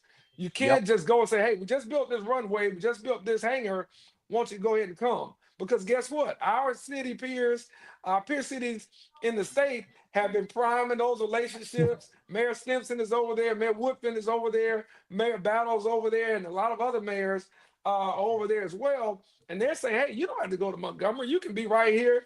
And you don't have to go to Tuscaloosa. You can, Birmingham, you can be right here in Tuscaloosa. So we have to get in there and try to recruit. No different we were talking about earlier. Recruit those companies and those firms that are looking to expand aerospace engineering and freight and logistics hubs to the river region and tell them why we believe Central Alabama provides the best infrastructure, location, and potential for them to make money. And that's what we're going to be doing, while we learn the French culture a little bit and try not to cause any international incidents. Well, I'm behind you 100% there, Mayor. I've thought this for a long, long time. I think with the space that's available there out at Montgomery Regional, you got Highway 80, you got 65, 85, you can get to Mobile, you get to Atlanta, Hyundai, all that. To me, it's a perfect location for a cargo hub. I've wondered about that for many, many years. I think that's something ripe for Montgomery to get in on that. And I'll just give you a little history there, Mayor. I worked at the airport as well a couple of summers, worked for Delta. You talk about cargo coming in twice a week. Fresh lobsters came in because I unloaded them, and Red Lobster came and picked them up. Well, hey, always people don't understand your role in supply chain management. How you help make sure that Red Lobster and all of us who are going out there for the all-you-can-eat shrimp were taken care of back in the day. So it was coming in the belly of that Delta 727 that I unloaded. I can promise you. Oh, Montgomery Mayor Stephen Reed joins us. A lot of information, a lot of you can put a lot of input to the city in at the website at montgomeryal.gov. The survey available for services. Really, anything having to do with the city of Montgomery, you can access at the official website of the city, montgomeryal.gov. Yes, you certainly can. It's a great resource to go to. Mayor, before we let you go, we got to ask this one. OTAs are going on around the league. You feel any better about the Cowboys? Or is it going to be the same old, same old? Hey, listen, George Pickens is showing out there at OTA. So for all of those Central fans out there, he is doing his thing. And CeeDee Lamb is feeling a lot better. I'm hearing Dak Prescott is feeling real good. So, John, listen, I feel like if we could get some production out of the running game, I think we could get to 11 wins. Whoa! I think 11 wins You all right? We need to get. Yeah. We need to get a defibrillator for you. Listen, I'm buying in. I think we can get to 11 wins. And I was just going to say, you guys got to let me come out there and sit with you one day so we can talk about OTAs and preseason camp. I think the Commanders are due to come back to the pack. I agree. I think that we're ascending, and I believe in the NFC East.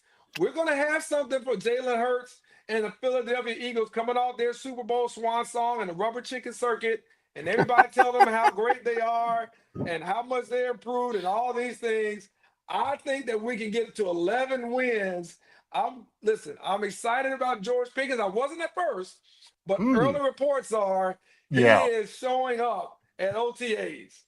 Get you a mayor who's a sports fan like the mayor of Montgomery is. I've been hearing the same thing about George Pickens. I didn't know. That he was going to do what he's done so far. But keep it going. Yep. Mayor Stephen Reed, City of Montgomery. Thank you so much as Mayor. always for the time. Great stuff from Mayor Stephen Reed. Man, the Cowboys. How about them Cowboys? Well, Great he was stuff. worried about you. Your reaction there. Is y'all going to be okay? I was going Fred Sanford on him there for a minute. 11 wins for the Cowboys. Yeah, you got to dream. You got to dream. Well, I can tell you who's not going to have 11 wins. That's the Saints. I'm not even sure they'll have 11 wins, but it'll take them like the next 3 years. Yeah, no kidding. All right, so a little behind, got to catch up. Need a commercial break. We're live here at Stivers Ford, where Price sells cars. Have we got to the Phantoms Daily Dog yet? Have not, but that's coming up. Plus, Gurn Jr.'s Victoryland 777 Topic Wheel. John and Barry live at Stivers Ford Lincoln on the Eastern Boulevard of the Troy Highway, Montgomery, Alabama, in association with Yellowhammer News. It's Longshore and McKnight, presented by Bud Light. Ford announces employee pricing on every new 24 and most new 25 Fords, and only at Stivers Ford in Montgomery, up to $5,000 below employee pricing, plus no payments for 90 days. From America, for America, at Stivers Ford in Montgomery, home of America's best-selling truck for nearly 50 years in a row, the F-150, with hundreds to choose from. The Ford Escape, the Ford Edge, and the Ford Bronco, all priced at thousands below invoice. And pack up the crew in a Ford Expedition or a Ford Explorer for the beach, the lake, or the big game. It's all at Stivers Ford in Montgomery, where Price sells cars. It doesn't matter if you're running drills at the park, playing pickup on a Saturday, or sinking the final putt. When you compete with your friends with Michelob Ultra on the line, competition isn't that friendly. The trash talk, next level. And the stakes, those are crystal clear. With only 95 calories and superior smooth taste, it's the ultimate trophy. Superior is worth playing for. Michelob Ultra, superior light beer. Enjoy responsibly. Copyright 2025, Anheuser-Busch Michelob Ultra Light Beer, St. Louis, Missouri. The Destin Connection Seafood Market offers the freshest seafood direct from the Gulf of Mexico with deliveries daily. Snapper, grouper, pompano, flounder, copia, along with medium, large, and jumbo shrimp, hand-picked crab meat, and chucked oysters. They can even cook your order for easy, quick pickup. The Destin Connection can make a po' boy with any of their seafood items that folks in New Orleans rave about. Go by and see them at 3750 Norman Bridge Road or call 288-4272 for pickup orders.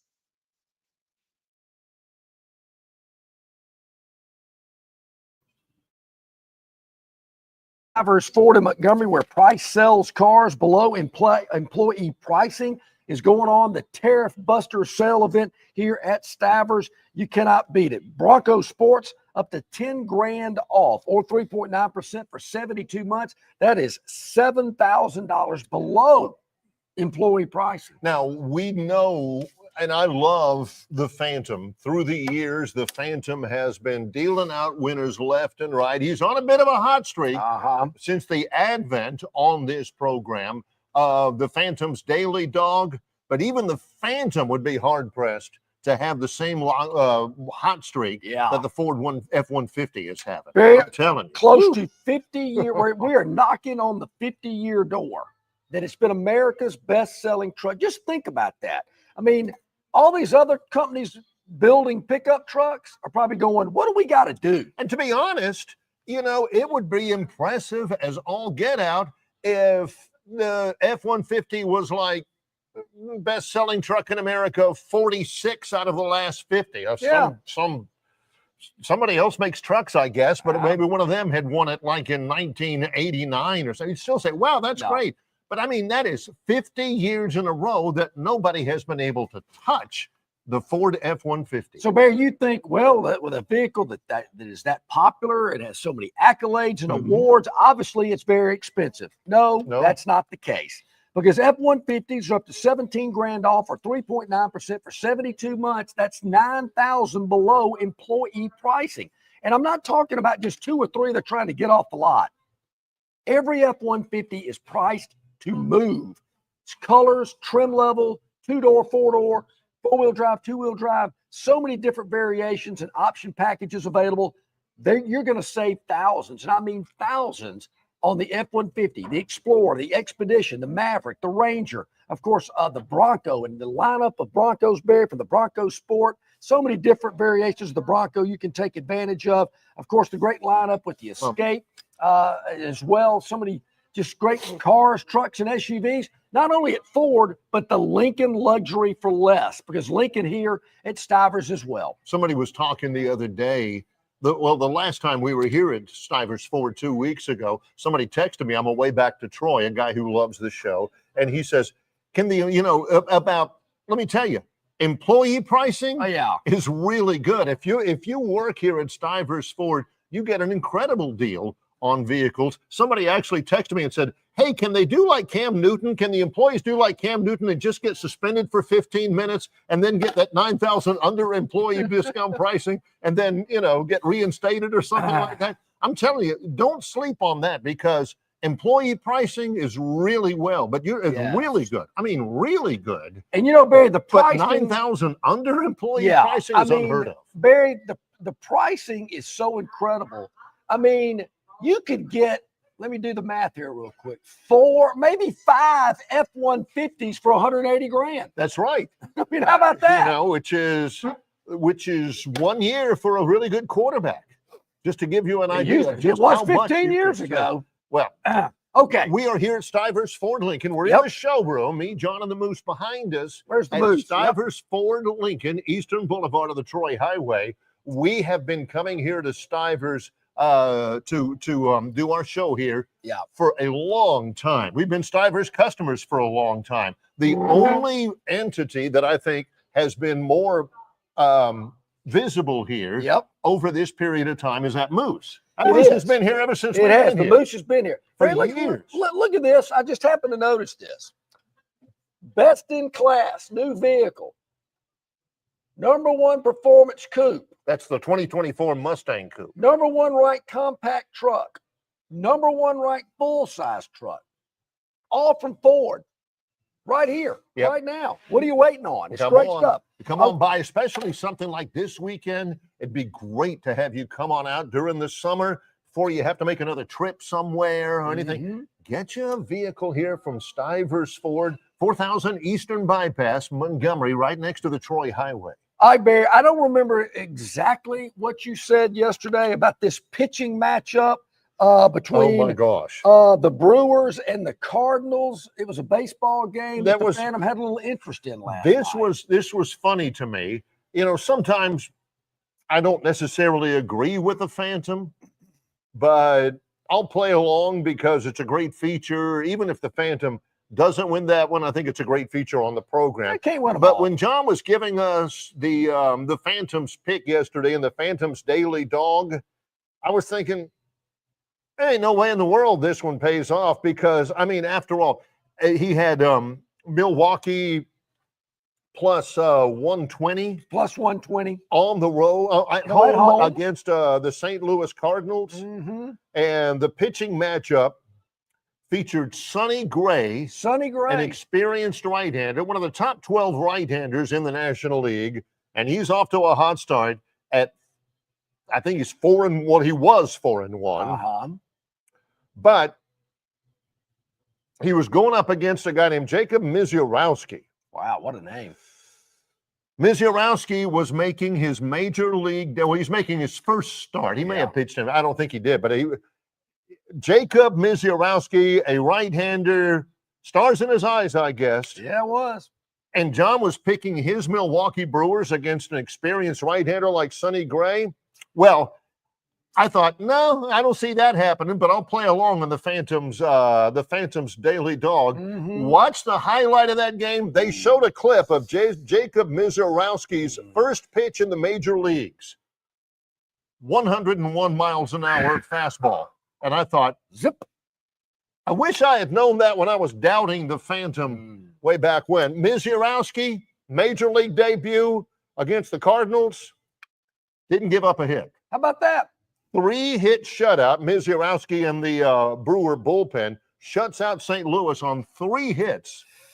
And the Brewers win it 6-0. That's a comfortable win again in the Phantoms. Sounds like old Sonny might have stayed out a little late the night before. Well, it don't matter. That pitching he could have been terrific yesterday, but the Cardinals weren't going to score, so it ain't like he had much of a chance. That was impressive. Well, we pocketed 220 on that one. We were catching 120, put up 100. We could put 220 in our pocket. So excited about that. Big win in baseball last night. Yes. The Brewers win 6-0 at home. So where are we going today?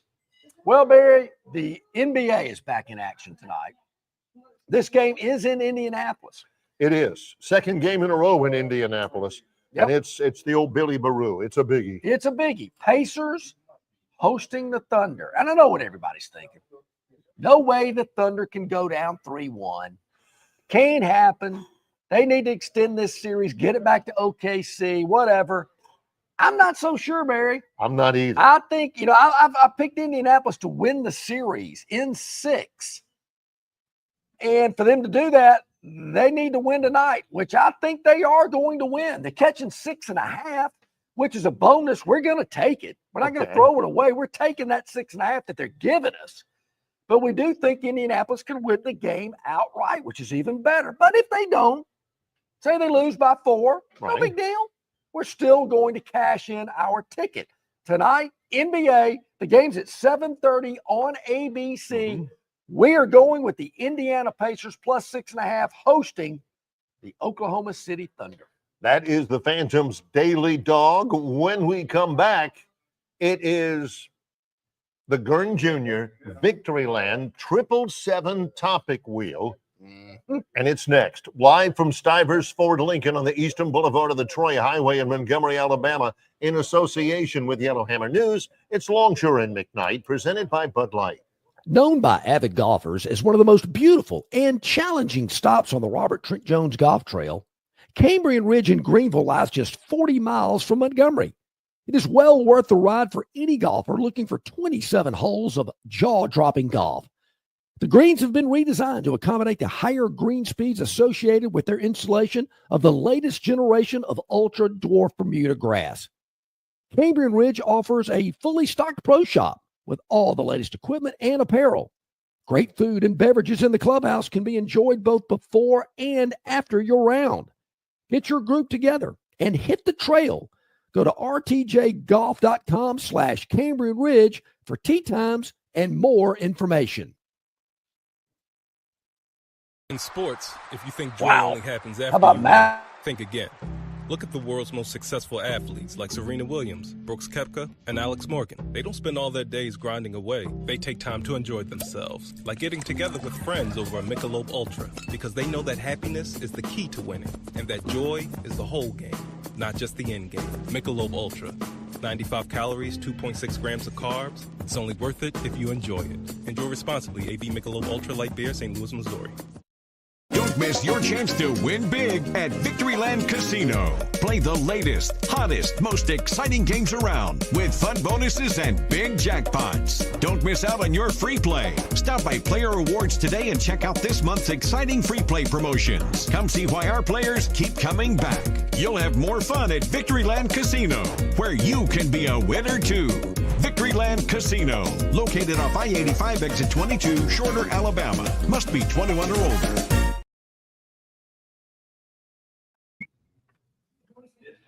Okay, about 16 minutes to the top of the hour. Let's get it going here. Got a lot happening. Will Fisher from Capitol Hill going to join us in about 6 minutes from the RTJ Trail. But Gurn's got the wheel loaded. Let's spin it. Get it going, Gurn. All right, here we go. The Victoryland 777 topic wheel. It lands first on Big lift. Tell us about the big lift. Big lift. Oh, Mexico City? Hang on. What's the story here? They have had some rain in Mexico City, but NASCAR is running south of the border. This should be interesting. How would the NASCAR traveling circus play in Mexico City? Well, let's see. How would they get everything to Mexico City? Well, there you see it. Look at that. Oh, my gosh. I wonder if they had a hard time crossing the border. Just saying. Just saying. Maybe coming back will be a little easier. Is that a thing? Is that really? I think you can get into Mexico pretty easily. It's coming back. No, I'm talking about the NASCAR thing in Mexico. Oh, well, it is. I mean, I saw it Big yesterday. I lift. kind of wondered about that. I thought, wow, really? Are they doing that? Because, I'm thinking. I mean, you do that kind of stuff if you're like going from the Kansas Motor Speedway to Texas. Sure. Or, from Charlotte to Talladega or something like that. I don't have a problem. Well, Mexico City is a little bit. The NFL plays in different. Mexico City. That's what. But I'm talking about all those cars and stuff. The NFL, I get it. Helmets, some coach comms, Well, and what's you're it? good to go. Like when they go from Talladega to Sonoma, I'm going. They going all the way out there, man. So I'm in for it. I'm looking forward to seeing how it goes. There we All go. right, let's spin the next one, Gurn. See what's up next. That was a good one. I did see that, but I'd forgotten about it. Victoryland 777 topic wheel is going to land on Riot. Yes. Riot Act. What could this be? Oh, yeah. There's a couple of other interesting facets. I told you before about the U.S. Open, some of the interesting stuff. Patrick Reed has an albatross. J.J. Spawn went bogey-free at Oakmont in the Open for the first time in 9 years. Brooks Koepka is in the hunt. He was at 2 under after yesterday. His coach absolutely, he went Saban on him. Yeah, he did. He went Peter Cowan, who's his swing coach. That's got to be a pretty good gig. Pretty right? good gig. Swing harder. Not so hard. He tore. I'm talking about. This ain't just put on. No, he wore him out before that. Spit flying, whole deal. JT thought he was going to come in and break the whole thing up. Barry, it's interesting. I saw the press conference yesterday where Koepka was talking about this, and sometimes you got to get your cage rattled a little bit. You got to get it. You got to shake things up a little bit. He went 2 under, so obviously he took it to heart. I think he did. Good move. That was, sometimes tough love is what we call it. Yeah. We do that with the biscuits from time to time. Yeah. All right. I wonder if John's swing coach, if he ever says, Longshore, get your head in the game, Well, my swing coach is down in Troy. That's exactly right. He's a buddy of mine. He ain't the kind to go dressing. He's one of the nicest people on very the nice. planet. I can always tell when I'm not doing something right. I just look at his facial expressions. He didn't have to say anything. I'm going, uh-oh. Yeah. That wasn't good. All right. All right, let's spin it Back to again, it. Gurn. See what happens. What color will it land on? We're going to spin it and find out. The Victoryland 777 topic wheel is going, and it lands on homered. Simpson? No, baseball. Homered. Philip Marshall? Oh, yeah. Well, Pete Crow Armstrong's a center fielder for the Cubs. He's been phenomenal. Watch this. Uh-oh. That's at Wrigley where the ball tends to fly. Yeah. It's against the hapless Pittsburgh Pirates. That ball was way high. That was eye high, and he went up and got it. Armstrong has been terrific. I think he's in his second year, maybe his third. He is in the running for National League MVP. Awesome. And the Cubs fans love him. Of course, his name in the back goes below one armpit down to below the other armpit. But yeah, he's had a great year. Watch out for him. He may be one of the all-timers. You think those kids? And he's one of the great. Watch this. Yeah. That's 90-mile-an-hour fastball. It's at the shoulders, and he gets up and gets it. Just swats it out of there. Like he is one of the best bad ball hitters Yeah. in the major leagues that have got going right now. Awesome. Good for him. Man, those kids in the outfield without the shirts on look like they had a few beers. Yeah, some of the boys too. Yeah, no kidding. Yeah. All right, let's spin it again, Gurn. See what comes up next on the Victoryland 777 topic wheel. All right, here we go. 2 to go. Let's see what we got. Green and blue. Go figure. Yeah. Chuck's D-Day. No. This Overtime. Goes, what do we got? A real overtime. Hockey? Okay. Knew it had to be hockey. Yeah. We got here a little finals NHL action. Edmonton and Florida. Yeah. 4-4. 4-4 in overtime. Boom. There's the game winner. Over. The Oilers, huge. They end up. How do you think this goalie feels? Yeah. I bet there's a lot of depression with the NHL goalies. I can't really pronounce his name. It's Leon Draisaitl. Good enough. That's close enough. This is in the playoffs, not just the Stanley Cup Finals, but in the playoffs. This is Draisaitl's 4th overtime goal this year in the playoffs. He's been a terrific player. He finished as a runner-up to the Hart Trophy, which is the NHL MVP. And hey, this goalie is slow. Oh, 5-4 in overtime. Oilers pass the Panthers. And the Stanley Cup Finals are even at 2 games apiece. By the way, Bobrovsky, best goaltender in the NHL. But John probably already knew. I knew that. Okay. One more on the wheel, Gurn, or what do we got? Are we through with the wheel today? One more. I don't know if we have Will Fisher or the wheel. I'm not sure who's coming up next. Either way, let's do it. Let's go wheel. No, Will. Here we go. Got to spin it to my. Is this Chuck D from Public Enemy, or that's is what this, I was thinking? Or Fat Joe? I love Fat Joe. Yeah, Chuck's D-Day. Chuck's. Oh, it's Charles Barkley. Game 4 is D-Day. Yeah. For the Thunder. Do we agree with that? Chuck, Thunder's not winning. And if they do, they're not winning by more than 6.5. Well, okay by me. Yeah, I think we do. Yeah. I don't know, Chuck. Let's see. I'll say this, Barry. If they go down 3-1, and I said it, the Pacers are going to win the finals. I said in game 6. Yeah. Only, and Chuck is Chuck. I think he's terrific. Been a guest on the program. Sure before. he has. If the Thunder loses tonight, Pacers will be up 3-1. Just in case you're wondering, only one team in NBA Finals history has erased a 3-1 deficit to win the title. That was the 2016 LeBron James Cleveland Cavaliers. How about that? All right, Barry, I believe Will Fisher is going to join us. We'll take a break. Oh, there he is. There he is. What's up, my man? Listen. Let me just say to you fellas, okay, first of all, nobody's going to be coming back from 3-1 down in the NBA Finals, okay? Let's just going to get that out of the way. Yep. And let's also remember that the guy that won the NBA Finals for the Cleveland Cavaliers was my Dookie, Kyrie Irving, on a fadeaway 3 with a hand in his face. So let's not forget that either. And I don't see any Kyries on any of these teams. And SGA is just he is a handful, but a shooter he is not. Not one that you need to be scared of anyway. So I've got a question. I'm wondering a little bit about was it Brooks Koepka? He almost cost himself on a drop off the cart path yesterday or something. John and I get into left and right about obscure golf rules, Will.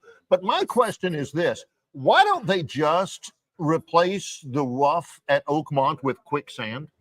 Yeah, no kidding. Listen, there's been a couple of small babies lost in that rough, and a couple pairs of shoes, so I don't know that that's a great thing. I will say this. I thought about this driving in. I knew you guys were going to ask. I would be curious as to your thoughts. I am starting to think, and as this is early, so I'll preface by saying this is early out of the game, but I'm starting to think that if it's not true American golf the way we see it today, which is rough 1.5 to 2 inches, green speeds around the 12 to 14 mark. I don't know. I'm curious to see if Scotty can play in some different environments. That rough is a different environment. He has really not played well yet. He kind of struggled yesterday. He's struggling again today. He's missing it left, some right. Yeah. I would be, and I don't think he's done very well in the British. My memory may serve me wrong, but I would be interested in your thoughts. I think it's the greatest test of golf. I've always said the Open to me is the one that I would love to win. The field is stronger. The golf course is more difficult. I know Masters purists hate when I say that. But I think, and these players are going to complain. When I saw JT chopping it from rough to rough yesterday, going from one side to the other, they're kind of humbled a little bit. They get out on some of these other courses, Will, and they shoot 18, 20 under, and it's like a pitch and putt. Yeah, they're perfectly manicured. And for anybody that has played a unbelievably manicured golf course, it does help. It does. It helps. It helps to know that when you're looking at a 10-foot putt that you need to make for a par save, that the green is going to roll true and smooth. It helps that you're not playing in rough that is, above your ankle. Yeah. And so, all of that helps. And so I'm just curious. I don't want to say that Scotty's not. Scotty, the way he's performed in the last 3-4 years has been unbelievable. And you start to hear the whispers. I did this week on, the Golf Channel Live from the U.S. Open deal that, you start to hear the whispers of, is this Tiger-esque? And they did a segment because this is the 25th anniversary of Tiger at Pebble Beach, where he just blew the field smashed away. the field. Yeah. Right. And they were talking about, is this some of that? And I was glad to hear Mike Tirica say, I don't think we're there. He's done it in a short window. Tiger did it in a decade or more. I think you got a ways to go before this is Tiger-esque, but I think this is awesome. I've enjoyed watching the Open. Oh, yeah. And I will tell you, did you guys hear Brooks Koepka talking about he had a little bit, one of his coaches really got on him in the bunker. We talked about that just a little. He was playing with JT. He said JT was a little worried about him. He said he walked over there to check on him, make sure he was okay. He said he was sitting down on the bunker face, and the coach was chewing on Brooks pretty good. And Brooks had his head just down, and JT walked over and said, "You guys okay over there?" I love it, kind of like a football coach. Yeah, really. I was about to say AJ McCarron was probably thinking, yeah, I know what that feels like. I made this prediction earlier today. Barry kind of looked at me like I was crazy. He's known to do that. Yeah. No way JJ Spawn has a day today like he did yesterday. The guy makes a mile of putts, got every great bounce he could get. I'm thinking, ain't no way it's happening today. I tend to agree. I thought about that yesterday. I will tell you, driving home, I went to the Biscuits game last night, and driving home, listening to the PGA channel on Sirius, I was listening to those guys talking that the Golf Channel wanted to do a little segment with JJ on putting in the greens. And they said that while they were leading up to the segment, he couldn't miss. They were wanting him to miss a putt and show like the speed of him going past the hole, right? And said that he couldn't miss in the segment. The guy said the segment was very short, because every time they dropped a putt and said putt it, he would putt it and he made it or lipped it out, So it's just, I don't think this is going to happen again. I don't think you can as much as people want to talk about the greens and some of the speed that they potentially have reached or will be reaching this weekend, I think it's more, obviously, I think it's more about the fairways. And you have to, whatever medicine you may have to take off the tee. Yeah. I think these guys are so accustomed to just grabbing driver and bombing it, and I'll figure it out when I get down there. I think that if you are a guy, JJ doesn't hit it very far.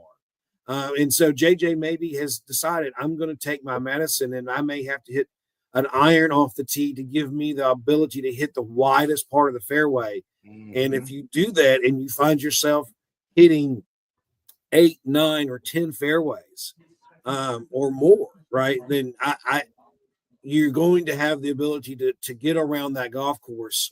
If you can, obviously, then you would have to execute the second shot, but the greens are fairly generous. To have a realistic birdie putt, I think you need to hit it in the right quadrant. But this, looking at we're a day and a half into this thing, and you watch it, and it's like there's no way that this isn't about just making pars and getting out of getting on to the next hole. Yep. Will Fisher from Capitol Hill, Robert Trent Jones Golf Trail up in Prattville. A little rain in the area this week. How are things looking out there? Excuse me. We're great. I mean, we just got through hosting the state am. I started to say the U.S. Amateur. I'm thinking open in my head, but the state am, we just hosted that and had a great week. And greens are unbelievably good right now on the Senator course. Judge course as well. I mean, it's a little wet on the Judge because of the amount of rain, but still in really good shape. And greens are outstanding on both courses. And we're trucking right along with our renovation over on the Legislature, looking to start sprigging and planting our greens next week.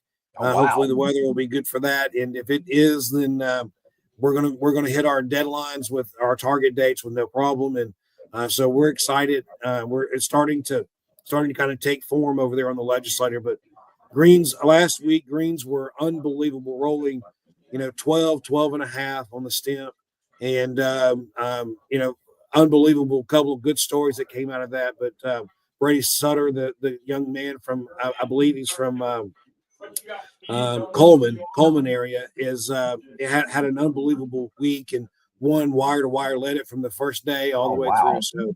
So congratulations to him. It earned him a spot in the U.S. Amateur that's being played out. Yeah, being played out in San Francisco. So he's in for a great treat for that as well.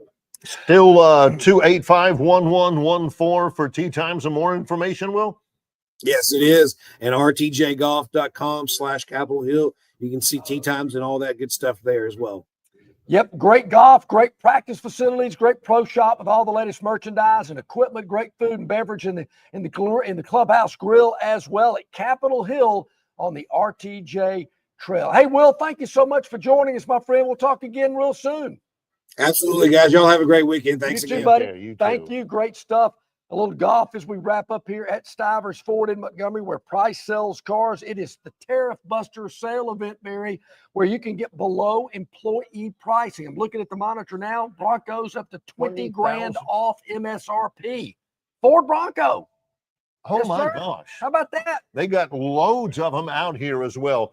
Nobody stocks more. Nobody sells more. This weekend would be a perfect time for you to come out and get the car or truck or SUV of your dreams at Stivers Ford Lincoln on the Eastern Boulevard of the Troy Highway, Montgomery, Alabama. All right, so Barry, just to let everybody know, next week I'm going to be in the bunker, underground. Yeah.